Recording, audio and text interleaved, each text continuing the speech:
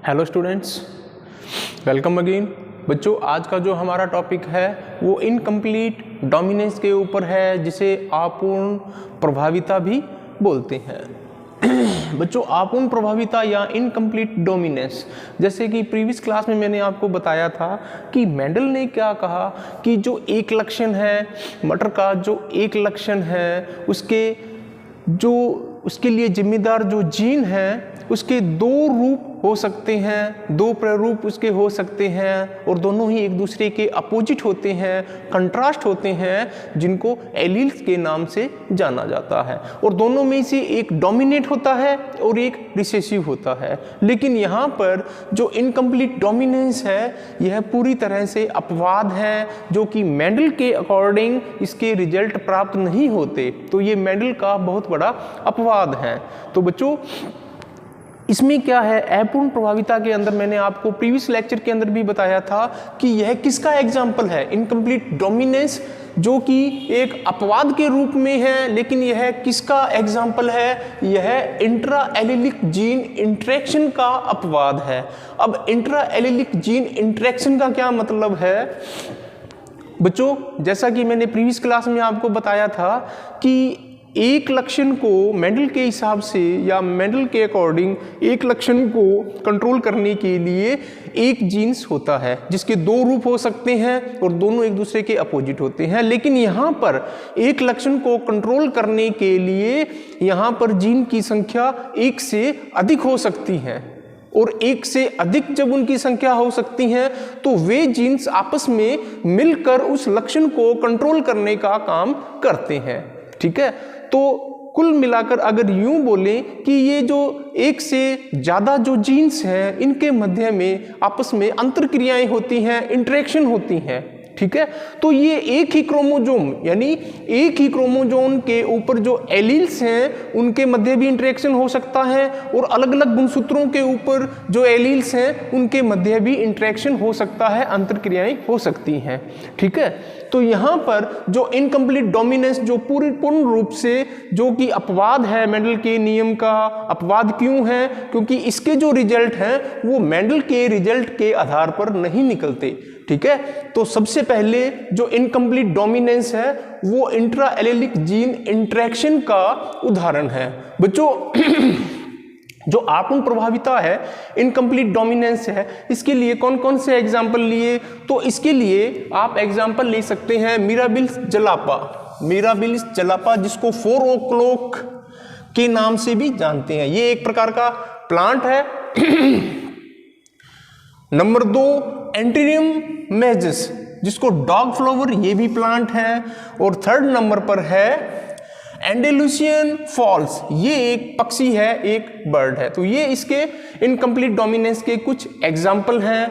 बच्चों, यहाँ पर इसकी डेफिनेशन की बात करें, इनकम्प्लीट डोमिनेंस की अगर डेफिनेशन की बात करें तो डोमिनेंट जो एलील होते हैं वे अपूर्ण रूप से रिसेसिव एलील पर प्रभावी होते हैं। बात समझ में आई, बात समझ में नहीं आई।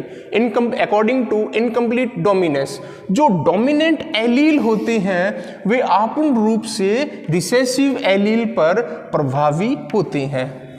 बच्चों, मेंडल ने क्या कहा था, मेंडल ने ये कहा था कि जब लंबे पौधों का बोनो पौधों के साथ क्रॉस कराया जाता है, संकरण कराया जाता है, तो F1PD में सभी जो पौधे हैं वे लंबे प्राप्त होते हैं। तो यहाँ पर जो लंबापन जो करैक्टर है वो प्रभावी होता है और जो बोनापन करैक्टर है वो अप्रभावी होता है। तो मेंडल के अनुसार F1PD में जो लंबापन जो करैक्टर था वह पूर्ण रूप से अपना प्रभाव शो करता है, खुद को अभिव्यक्त करता है, और जो बोनेपन जो करैक्टर है उसको पूरी तरह से दबा देता है।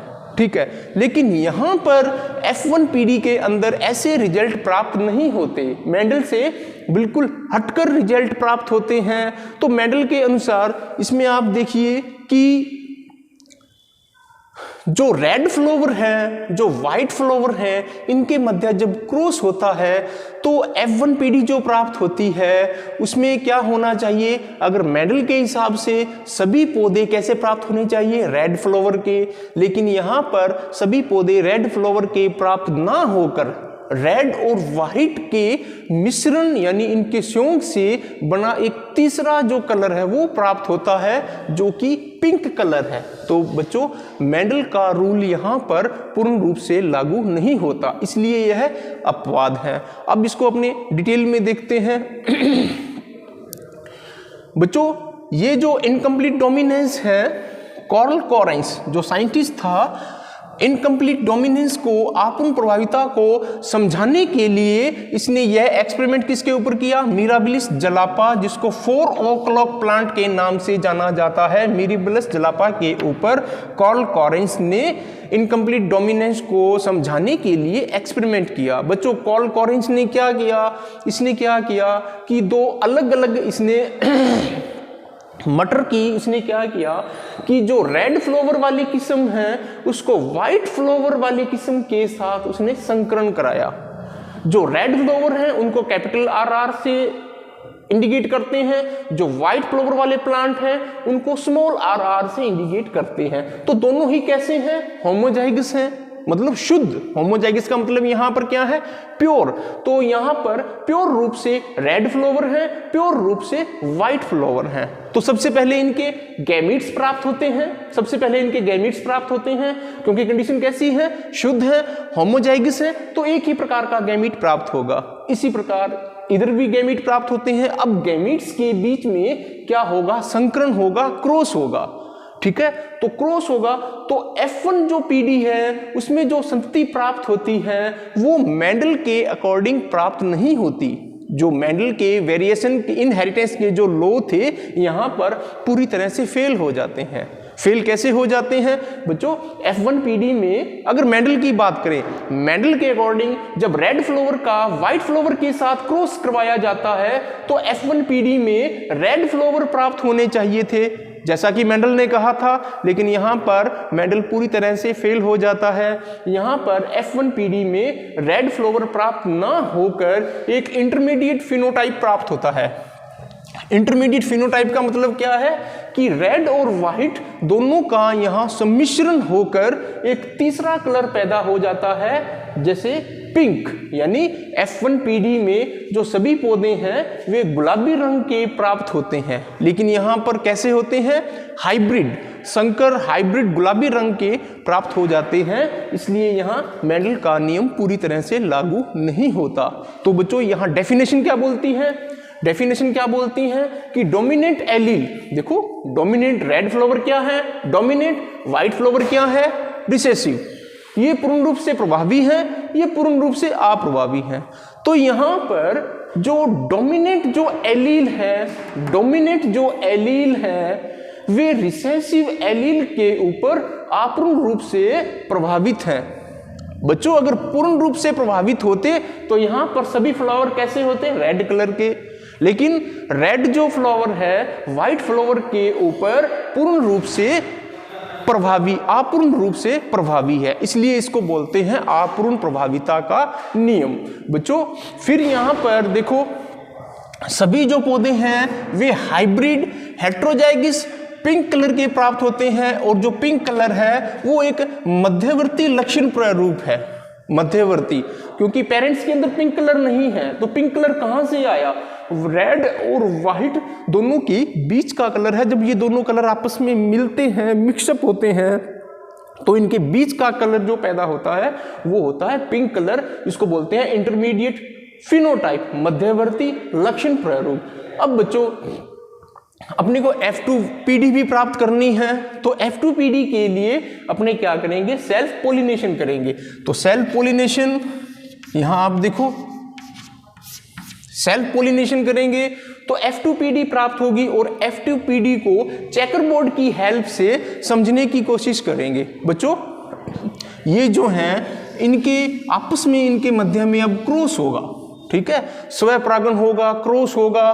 तो यहां पर गैमीट बनाए, कैपिटल R स्मॉल r। इसी प्रकार यहां पर इस तरफ मेल गैमीट और इस तरफ फीमेल गैमीट। बच्चों इस R के साथ क्रॉस, ठीक है, इस R का इस R के साथ क्रॉस, और इस R का इस R के साथ क्रॉस, और इस R का इस R के साथ क्रॉस। तो ये था चेकर बोर्ड बनाने की विधि।